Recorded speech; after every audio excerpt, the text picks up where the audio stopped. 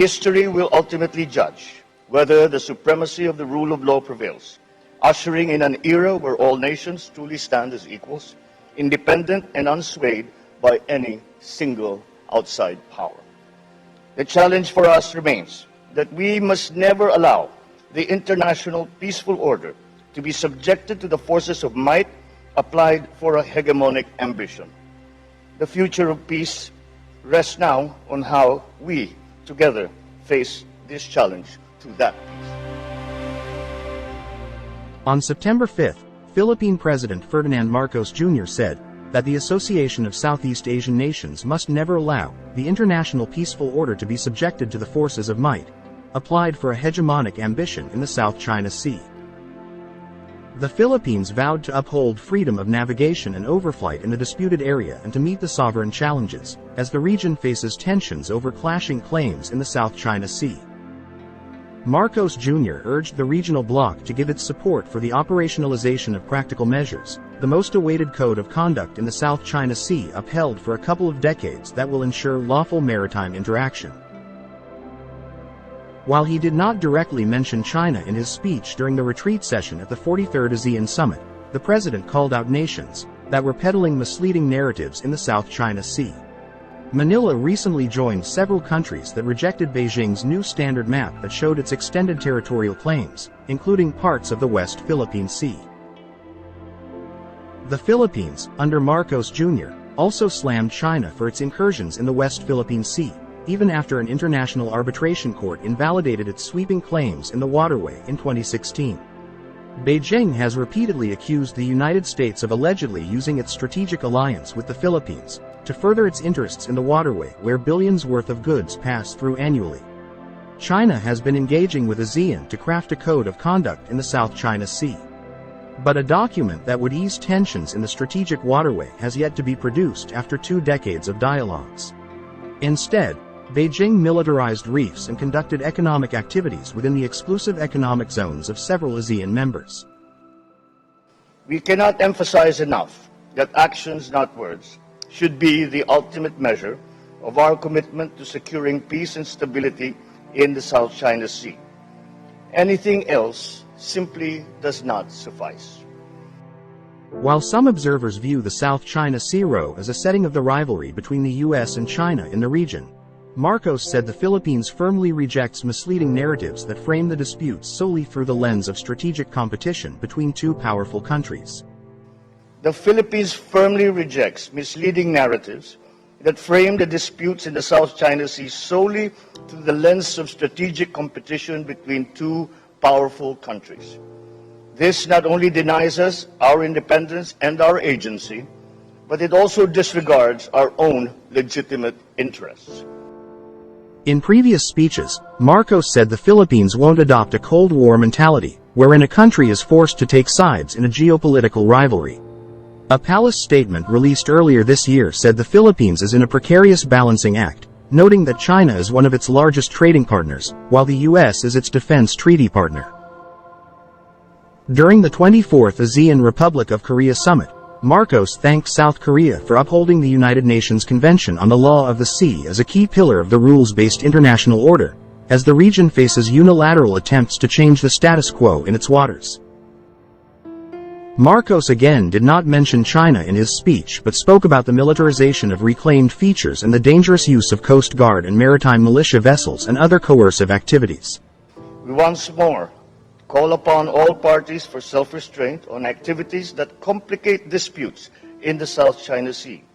We must not undermine regional peace, stability, and security. During the 26th ASEAN-Japan Summit on September 6, Marcos lauded Tokyo for supporting efforts to maintain peace in the Indo-Pacific region and opposing the militarization of reclaimed features in the South China Sea. The militarization of reclaimed features in the South China Sea is of great concern, as well as the concern for continued illegal, unreported, and unregulated fishing that affects both our fisher folks.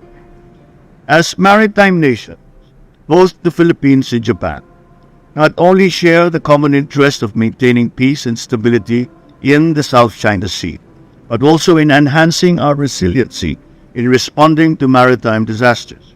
I look forward to the special summit commemorating the 50th anniversary of ASEAN-Japan friendship and cooperation in Tokyo this December. During the 11th ASEAN-US Summit, Marcos commended the U.S. for its contributions to the issuance of the Spirit of Camp David and welcomed the trilateral maritime exercises conducted among the Coast Guards of Manila, Tokyo, and Washington. In the presence of Chinese Premier Li Qiang during the 26th ASEAN-China Summit, Marcos reiterated that the Philippines upholds the primacy of United Nations Convention on the Law of the Sea as the framework within which all activities in the seas and oceans are conducted. He also pushed for the early completion of a code of conduct in the South China Sea. We remain committed to the peaceful resolution of disputes in the South China Sea in accordance with international law. We will continue to uphold and exercise freedom of navigation and overflight in the South China Sea in accordance with international law, including, of course, the 1982 UNCLOS. Marcos Jr. urged other Southeast Asian leaders to operationalize the ASEAN Defense Ministers' meeting guidelines for maritime interaction and expand it to the regional bloc's partners in due time.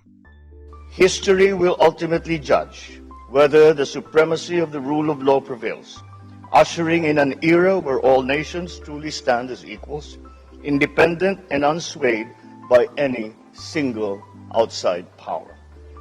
The challenge for us remains that we must never allow the international peaceful order to be subjected to the forces of might applied for a hegemonic ambition. Marcos Jr. clarified that the Philippines does not seek conflict and will continue to work with all the countries to foster a rules-based international order. But let me be clear, we do not seek conflict. But it is our duty as citizens and as leaders to always rise to meet any challenge to our sovereignty, to our sovereign rights, and our maritime jurisdictions in the South China Sea. No country would expect any less. No country would do any less.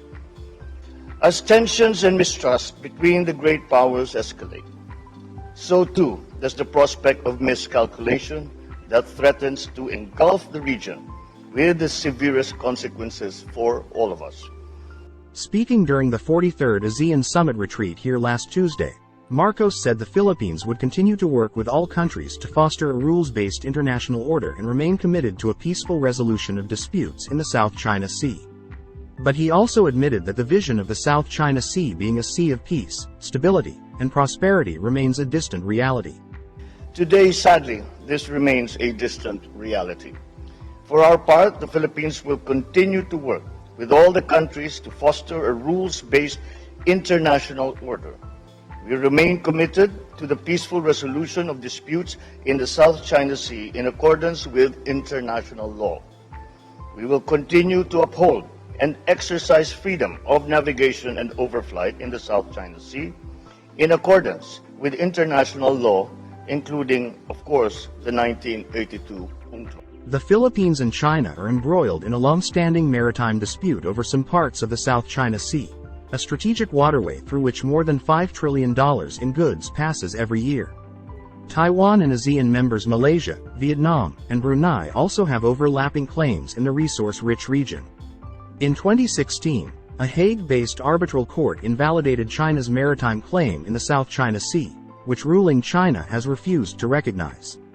While the Philippines and China have agreed to set up a hotline that would allow their officials to talk and to prevent untoward incidents in disputed waters, reports about Chinese vessels driving away fishermen and harassing Philippine Coast Guard patrol ships in the South China Sea persist. While he did not mention China in his speech, Marcos reiterated the importance of the rule of law and ensuring peace and stability in the South China Sea. History will ultimately judge whether the supremacy of the rule of law prevails, ushering in an era where all nations truly stand as equals, independent and unswayed by any single outside power. The challenge for us remains that we must never allow the international peaceful order to be subjected to the forces of might applied for a hegemonic ambition. The future of peace rests now on how we together face this challenge to that peace. Thank you and good afternoon. The United States and the Philippines have agreed to restart joint patrols in the West Philippine Sea, as the longtime allies seek to counter China's military rise in the broader South China Sea. The two countries had suspended maritime patrols in the hotly contested area under the previous administration. During a visit to Manila by U.S. Defense Secretary Lloyd Austin, he and his Philippine counterpart Carlito Galvez agreed to restart joint maritime patrols in the South China Sea to help address the growing security challenges in the disputed area. The joint patrol will not limit to the resumption of combined maritime activities. It will also include the conduct of joint sails by the U.S. and Philippine navies in the South China Sea. According to the Philippines Defense Secretary, the combined maritime activity sees no problem with the initiative since defense arrangements in the Philippines are nobody else's business, as long as it will adhere to the United Nations Convention for the Law of the Sea. There should be no problem in holding joint patrols in internationally recognized sea lanes under international law. The Philippines and the U.S. first conducted joint sea patrols in the West Philippine Sea in 2016. Earlier this year, China offered to conduct joint military exercises with the Philippines.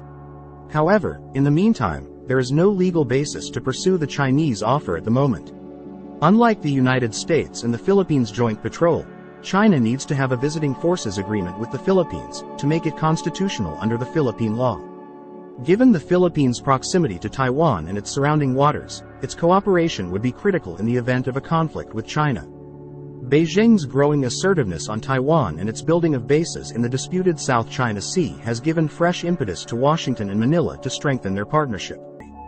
The disputes in the South China Sea, one of the world's busiest sea lanes, have long been regarded as a potential flashpoint and have become a fault line in the rivalry between the United States and China in the region.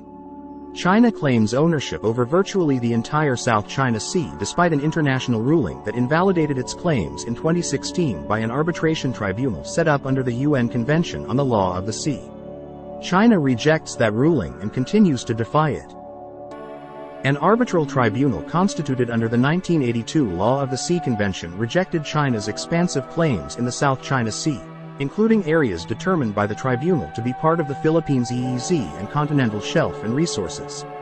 Under the terms of the convention, this ruling is final and legally binding on the Philippines and the People's Republic of China, according to the statement of U.S. State Department spokesman Matthew Miller, declared on the anniversary of the South China Sea arbitral ruling. The Philippine Senate has called on the Department of Foreign Affairs, DFA, to seek the help of the United Nations in putting a stop to Chinese harassment of Filipino vessels in the South China Sea. In observance of the 7th anniversary of the ruling, Japan also reiterated that the award is final and legally binding on the Philippines and China, the parties to this case, and both are required to comply with the award. The minister said Japan highly appreciates the Philippine government for having consistently complied with the award and shown its commitment to the peaceful settlement of disputes in the South China Sea. Japan renewed its objection to maritime claims in the South China Sea that are inconsistent with UNCLOS and remains seriously concerned about the current situation. While India revised its position on the 2016 South China Sea arbitration last month in a meeting between Indian and Filipino diplomats that supports Manila's territorial claims over China. The revised stance on the arbitration, which now affirmed the Philippines' position and countered China's South China Sea claims, including the 9-dash line, and favored the Philippines in a territorial dispute, comes as India increases security engagement with countries in Southeast Asia. Supporting the 2016 arbitral tribunal decision enables India to take a principled position in support of international law without aligning with any of the great powers, while still supporting its own national security interests. While the U.S. lays no claims to the South China Sea, it has often criticized China's aggressive actions and deployed its warships and fighter jets in patrols and military exercises with regional allies to uphold freedom of navigation and overflight, which it says are in America's national interest. China has told the U.S. to stop meddling in what it calls a purely Asian dispute and has warned of unspecified repercussions. The Chinese Foreign Ministry on Monday accused the U.S. of threatening China by raising the possibility of the U.S.-Philippines Mutual Defense Treaty being activated. Additionally, Beijing has criticized additional agreements by the Philippines and the U.S., which are longtime treaty allies, allowing American forces access to additional Filipino military camps under a 2014 defense agreement. China fears the access will provide Washington with military staging grounds and surveillance outposts in the northern Philippines across the sea from Taiwan, which Beijing claims as its territory, and in Philippine provinces facing the South China Sea, which Beijing claims virtually in its entirety.